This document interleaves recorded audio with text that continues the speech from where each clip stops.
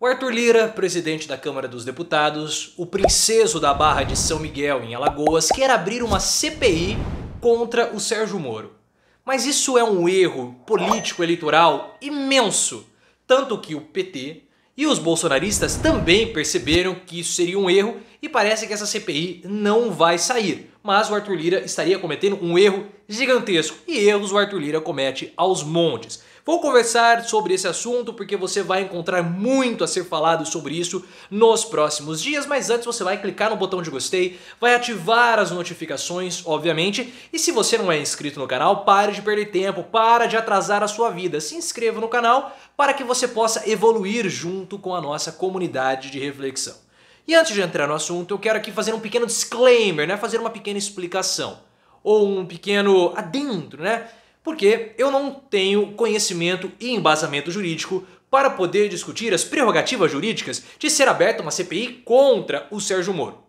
Então não vou entrar nessa celeuma, porque muita gente vai falar, olha, pode, outros vão falar que não pode, mas esse não é o interesse do canal. O nosso interesse é do aspecto político, tá bom? E é sobre isso que nós vamos conversar, porque só o fato dessa CPI já ser cogitada é um erro político.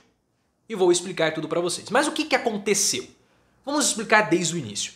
O Sérgio Moro, depois que ele deixou o governo Bolsonaro, ele foi lá para os Estados Unidos. Voou para os Estados Unidos e foi trabalhar para uma empresa chamada Álvares Marçal.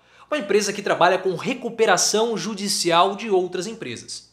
E foi descoberto que vários clientes da Álvares Marçal eram ou foram empresas que estiveram envolvidas na Lava Jato. E aí fica muito estranho, porque o Sérgio Moro julgou essas empresas e agora ele está trabalhando para recuperá-las judicialmente?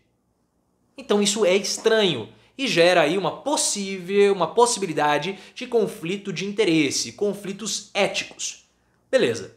Começou esse burburinho, começou pra cá e pra colar, o Tribunal de Contas da União, o TCU, começou a investigar e descobriu que aproximadamente 70% do faturamento da Álvares Marçal vem de empresas que estavam em recuperação judicial, ou vem de empresas envolvidas na Lava Jato. Então aí a situação começou a ficar mais estranha, começou a aumentar o burburinho, começaram a falar da possibilidade de quebra de sigilo bancário do Sérgio Moro. Algumas pessoas até ironizaram, né, falando o seguinte, olha, o Sérgio Moro juiz quebraria o sigilo bancário do Sérgio Moro atual. E essa história de quebrar sigilo bancário ou não, evoluiu para uma CPI.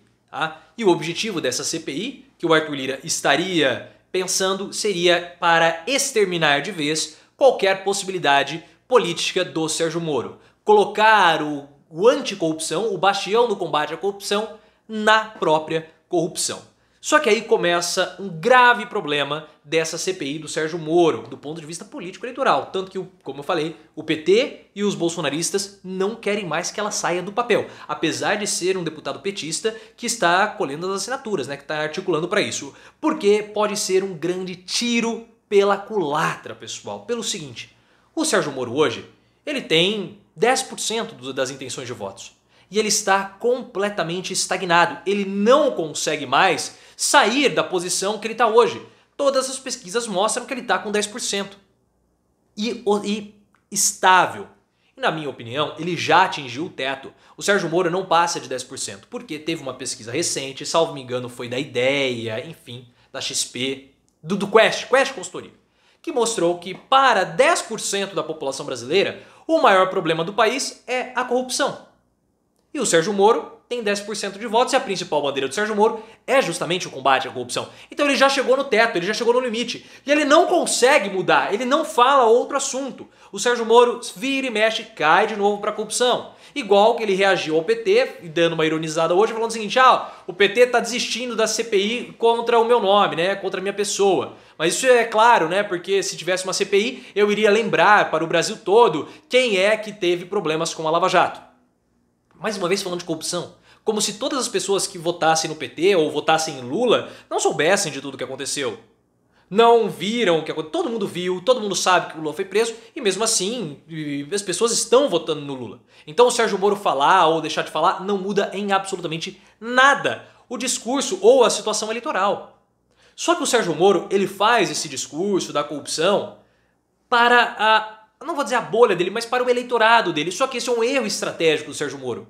E aí você vai falar, olha, O Bolsonaro, ele também fica pregando para convertido. Sim, você está certo. Mas o objetivo do Bolsonaro não é crescer nas pesquisas. O objetivo do Bolsonaro é justamente se manter. Porque se o Bolsonaro mantiver os 25% de intenções de votos que ele tem hoje, ele está no segundo turno.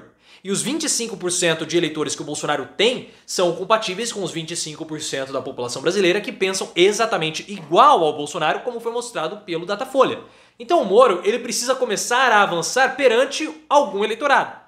Só que ele está esmagado. Ele vai crescer em cima do eleitorado de Lula? Não vai. Vai crescer em cima do eleitorado do Bolsonaro? Ele pode fazer isso.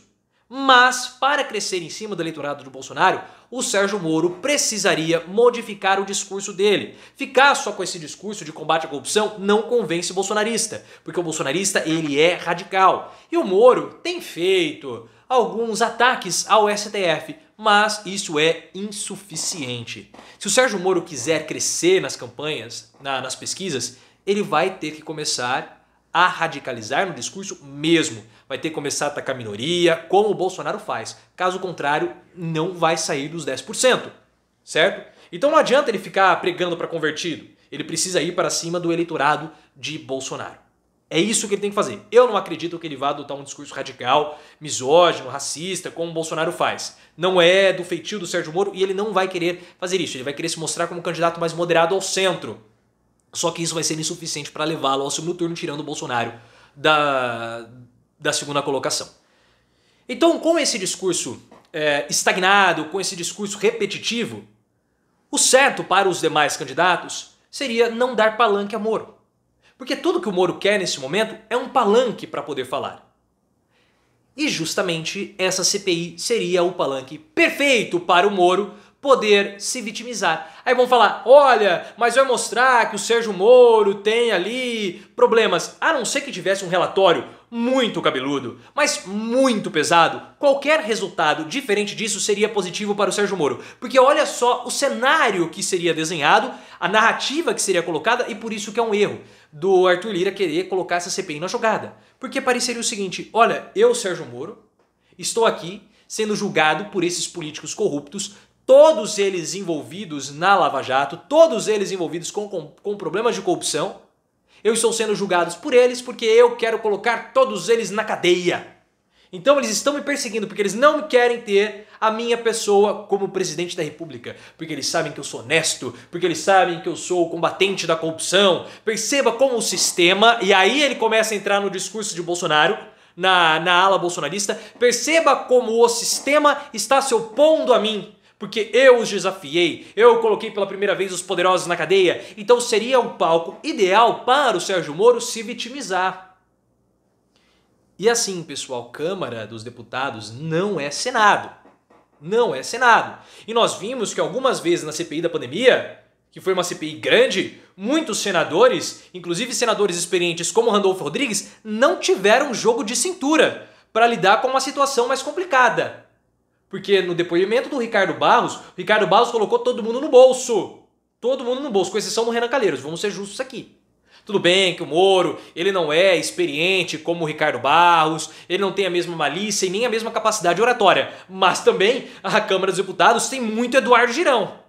Então assim, Moro poderia muito bem ter um palanque para se vitimizar, para se colocar ali como um perseguido do sistema e ter a chance de crescer nas pesquisas. Inclusive, para o Bolsonaro, seria péssimo porque o Sérgio Moro usaria a CPI para antagonizar com o Lula. Ele iria lá para afrontar os petistas. Isso daria ao Sérgio Moro o palanque perfeito para ele ser o anti-Lula. E aí, como ele teria a CPI, iria aparecer no Jornal Nacional, ele iria aparecer na internet, iria aparecer nos veículos de imprensa, seria o palanque perfeito para o Sérgio Moro em plena época de eleição.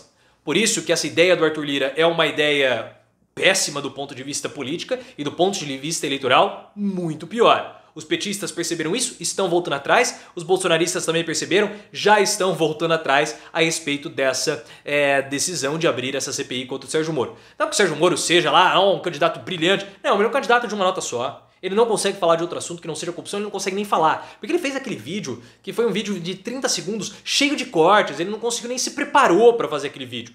Então assim, não sei se o Moro sairia muito bem ali do embate contra os deputados.